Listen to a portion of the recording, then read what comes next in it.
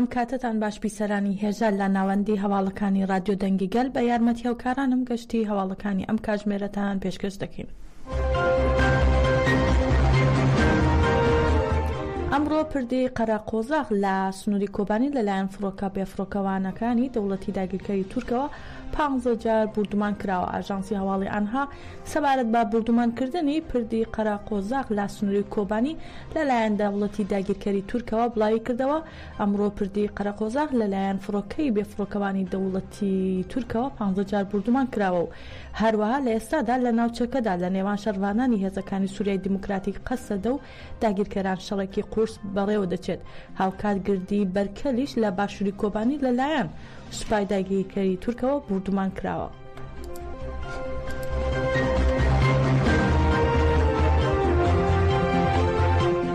هێزەکانی سووریای دیموکراتیک قەسەدا بڵاوی کردەوە کەمێک پێش ئێستا فڕۆکەیەکی بێفڕۆکەوانی چەک هەڵگری دەوڵەتی تورک لە جۆری ئاکسۆنگۆر لە دەرباسیا خراە خوارەوە. هێزەکانی سووریای دیموکراتیک قەسەدا لەبارەی خستنە خوارەوەی فڕۆکەی بێفڕۆکەوانی چەک هەڵگری دەوڵەتی تورک ڕاگەیاندراوێکی بڵاو کردەوە و لە ڕاگەیاندراوەکەدا هاتووە کەمێک پێش ئێستا فڕۆکەیەکی بێفڕۆکەوانی چەک هەڵگری دەوڵەتی تورک لە دەرباسیە خراە خوارەوە و ئاماژە بەوش کراوە ئەو فڕۆکەیە لەلایەن هێزەکانەوە خراوەتە خوارەوە لە جۆری ئاکسۆنگۆر بووە. ئەوە لە کاتێکدایە دوێنێ لە تەلتەمر بە هەمان شێوە فڕۆکەیەکی بێفڕۆکەوانی دەوڵەتی تورک لەلایەن هێزەکانی قەسەدەوە خراە خوارەوە.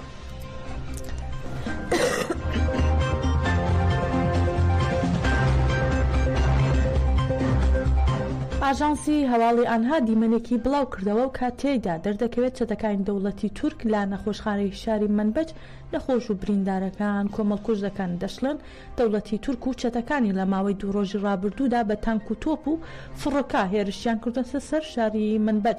بەپێی ئەو دیمەنانەی ئاژانسی ئانها بڵاوی کردوێتەوە کۆمەڵێک چەتەی دەوڵەتی تورک چوونەتە نەخۆشخانەیەکی شارەکە کە دەیان هاوڵاتی لە هێرشەکاندا بریندار بوون و لەوێ چارەسەر وەردەگرن، بەڵام چەتەکان بە شێوەیەکی دڕندانە لە نەخۆشخانەکەدا دەسڕێژی گولە لە دوو بریندار دەکەن و دیان کوژن.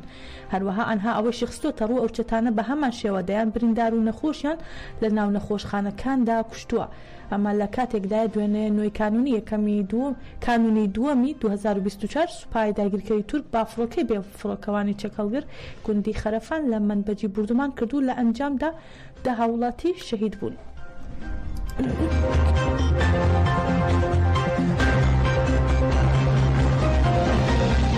هەپەگا ڕایگەیان لە ئاسمان و زەویەوە گورز لە سوپای داگیرکەری تورک وەشێنرا. گەریلاکانی ئازادی کوردستان لە ئاسمان و زەویەوە گورزیان لە سوپای داگیرکەری تورک وەشاند و لەم چالاکیانەدا 3 حەشارگە لە ناو براون و داگیرکەرێک سزادراوە. ڕاگەیاندراوی ناوەندی ڕاگەیاندن و چاپەمەنی هێزەکانی پاراستنی گەل بڵاوی کردوێتەوە لە ڕۆژانی 6 و 7 و 9 کانونی یەکەم لە یەکینەکانی شەید ئاخین موش لە گۆڕەپانی بەرخۆدانی چیای بەهار بە ئامرازی ئاسمانی گورزیان لە داگیرکەران وەشاند و 3 حەشارگیان لە ناو بردووە. هەروەها لە هەرێمی شەهید دەلیلی ڕۆژاوای زاب لە ڕۆژانی 7 و 9 کانونی یەکەم لە گۆڕەپانی بەرخۆدانی چیای جوودی و بەچەکی قورس لە داگیرکەران دراوە و لە گۆڕەپانی بەرخۆدانی سەرگەلێش هەروەها بەچەکی قورس لە داگیرکەران دراوە. لە هەرێمی مەتینا لە ڕۆژانی 8 کانونی یەکەم لە گۆڕەپانی بەرخۆدانی مەتینا و شیلاتزێ بەچەکی نیوە ئۆتۆماتیک لە داگیرکەران دراو. ئەم چالاکە لەلایەن هێزەکانی ژاستارەوە ئەنجام دراوە و هەروەها گورزیش لە حەشارگەیەک وەشێنراو. لە گۆڕەپانی بەرخۆدانی شیلاتزێش هێزەکان دەستیان لە هێلیکۆپتەرەکان کردەوە و پاش دەستێوەردانی هێزەکان هێلیکۆپتەرەکان ناوچار بوون گۆڕەپانەکان بەجێ بهێڵن. هەروەها لە 9 کانونی یەکەم لە گۆڕەپانی بەرخۆدانی سەریمەتینا بەچەکی نیوە ئۆتۆماتیک لە داگیرکەران درا و داگیرکەرێکیش با سزا گەیاندرا. لە هەرێمی خواکوورکیش لە 9 کانونی یەکەم لە گۆڕەپانی بەرخۆدانی شەهید هێمن بەچەکی قورس لە داگیرکەران دراوە و هەروەها لە ڕاگەیاندراوی هێزەکانی پاراستنی گەل هێرشەکانی دەوڵەتی داگیرکەری تورک بە تەقەمەنی قەدەغکراو بەم جۆرە ڕاگەیاندراوە. لە ڕۆژانی 7 و 8 و 9 کانونی یەکەم لە هەرێمی شەهید دەلیلی ڕۆژاوای زاب لە گۆڕەپانی بەرخۆدانی چای FM 3 جار تۆنێلەکان بە تەقەمەنی قەدەغکراو بردومان کراون و لە ڕۆژی 8 کانون یەکەمیش لە هەرێمی شەهید دەلیلی ڕۆژاوای زاب لە گۆڕەپانی بەرخۆدانی چیای جوودی جارێک تۆنێلەکان بە تەقەمەنی قەدەغکراو بردومان کراون. لە ڕۆژانی 6 و 8 کانونیەکەم لە هەرێمی خواکۆرگ گۆڕەپانەکانی بەرخۆدانی چای قەلە و شەید شەریف و سنێن و بربزێن و لۆلان و خنێرای سر و 13 جار سوپای تورک هێرشی کردوتە سەری و لە هەرێمی گارە گۆڕەپانی هەفتەباخ و دێرەشە و زێفکێ و سێدارێ و سیانێ و ئەرگەنێ 10 جار و لە هەرێمی شەهید دەلیلی ڕۆژاوای زاپیش گۆڕەپانەکانی بەرخۆدانی چای جوودی و چای بەهار 4 جار و لە هەرێمی مەتیناش گۆڕەپانەکانی بەرخۆدانی سەری مەتینا و شیلاتزە 4 جار و باگشتی 31 جار بافرۆکەی جەنگی بردومان کراون. هەروەها لە ڕۆژانی 7 و 8 کانونیەکەم لە هەرێمی شەهید دەلیلی ڕۆژاوای زاب گۆڕەپانەکانی بەرخۆدانی چیای جوودی و چیای بەهار ببورن 25 جار با هێلیکۆپتەری هێرشبەر بردومان کراون.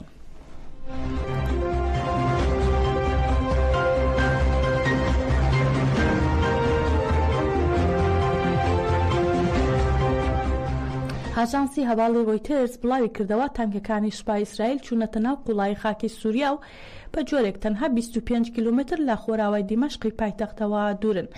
باوتەی سەرچاوێکی ئەمنی سووریا هێزەکانی ئیسرائیل گەیشتونەتە ناوچەی قەتنا کە بە قوڵی 10 کیلومتری ناوخاکی سووریایە لە ڕۆژهەڵاتی ناوچەی داماڵڕاو لە چەک و لە گردی جۆلان لە سووریا جێ دەکاتەوە. هاوکات دەستەی پەخشی ئیسرائیل بڵاوی کردەوە ئیسرائیل بە واشنگتۆنی ڕاگەیاندووە نیەتی چوونە ناوخاکی سووریای هەیە و لە بەرامبەردا واشنگتۆن هیچ ڕێگریەکی پیشان نەداوە.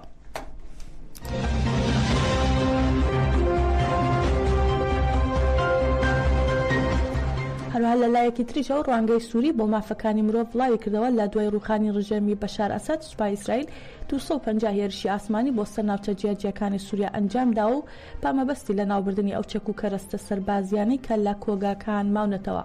ڕوانگەی سووری بۆ مافەکانی مرۆڤ ئاماژەی بەوەش کردووە ئەم هێرشانە زۆربەی پارێزگاکانی سووریای گرتووەتەوە و لەوانە فڕۆکەخانە کۆگاکان لیواکانی فڕۆکەوانی ڕادار وێزگەی سیگناڵی سەربازی کۆگای چەک و تەقەمەنی و ناوەندەکانی لێکۆڵینەوەی زانستی و سیستەمی بەرگری ئاسمانی و هەروەها دامەزراوەیەکی بەرگری ئاسمانی و کەشتیە جەنگیەکان کراوەتە ئاماج لە بەندەری لازەقیە کە دەکەوێتە باکووری ڕۆژاوای وڵاتەوە. هەروەها ئەوەش خراوەتە ڕوو لێدانی ئەو بنکانە لە چوارچەوەی لە ناوبردننی ئەو چەکانەیەکە لە کۆگاکاندا ماونەتەوە.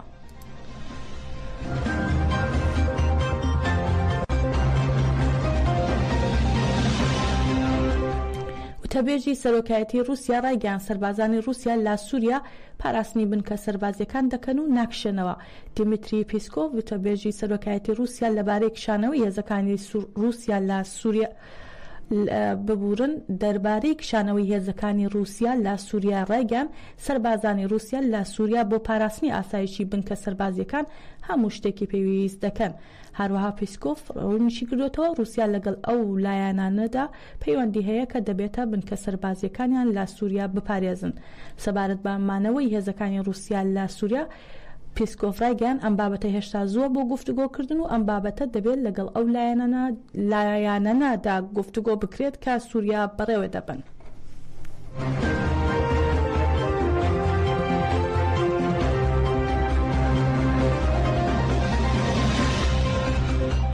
وەزارەتی ناوخۆی 5 وڵاتی ئەوروپی تایبەت بە بەرەنگاربوونەوەی پرسی کۆچی نایاسایی و تۆڕە تاوانکاریەکانی پێویست بۆ پرسا کۆ دەبێتەوە. میدیاکانی ئەوروپا باسییان لەوە کردووە کۆبوونەوە کە ئەمڕۆ لە لەندەن بەڕێوە دەچێت و هەر 5 وڵاتی بریتانیا، ئەڵمانیا، فەرەنسا، هۆلەندا و بلجیکا بەشدارن. لەو بارەیەوە وەزارەتی ناوخۆی بریتانیا ئاماژەی بەوە کردووە لە کۆبوونەوەکەدا نوێنەری سەرجەم کۆمسیۆنەکان و ئاژانسی فرۆنتیکس و یۆرۆپۆل بەشدار دەبن و ئاماژ لە کۆبوونەوە ئەوەیە پلانێکی کارەدا بنێن بۆ ساڵی داهاتوو.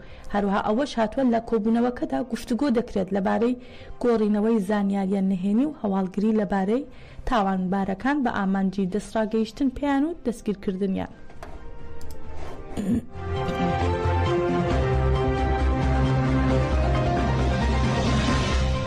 باپی راپۆرتی ماڵپەڕی کۆڵبەر نیوز دادگای شۆڕشی مەریوان حەیدەر فەتاحی هاوڵاتی بە تۆمەتی هاوکاری لەگەڵ حیزبە کوردەکانی دژبەری ڕژێم بە 37 مانگ بەندی تعزیری سزا داوە. لە ڕۆژانی ڕابردوودا هێزە تایبەتیەکانی ئیداری ئیتلاعاتی مەریوان هێرشیان کردوتە سەر ماڵی حەیدەر فەتاحی و پاش پشکنینی ماڵەکەی ئەم هاوڵاتیان دەستگیر کردووە.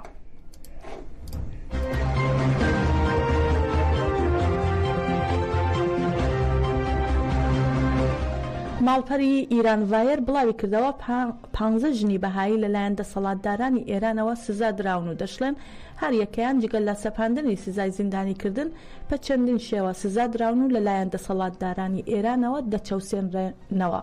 ماڵپەڕی ئیرانڤایر سەبارەت بە سزادانی 15 ژنی بەهایی لەلایەن دەسەڵاتدارانی ئێرانەوە ڕایگەیان لە پارێزگای ئەسفەهان دادگای تێهەڵچوونەوە سزای سەرەتایی 15 ژنی بەهایی پەسەند کرد و هەر یەکیان بە 5 ساڵ زیندانی کراوان سزا دراون. هەروەها ئیرانڤایر ئاماژەی بەوەش کردو ئەو 15 ژنە بەهاییە جگەل لە سەپاندنی سزای زیندانیکردن بە غەرامە و 5 ساڵ بێبەشی لە مافە کۆمەڵایەتیەکان و 2 ساڵ قەدەغەکردنی دەرچوون لە وڵات سزا دراون.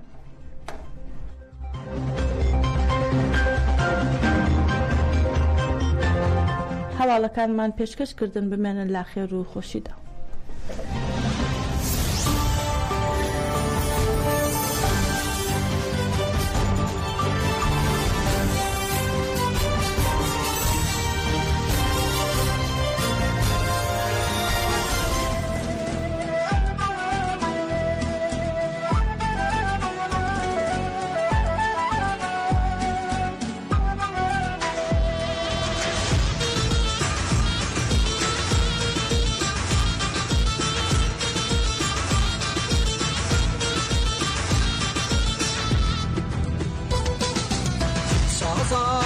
وكجاري يوزي برفي سمليو سازاب وكجاري يوزي برفي سمليو بنده لداري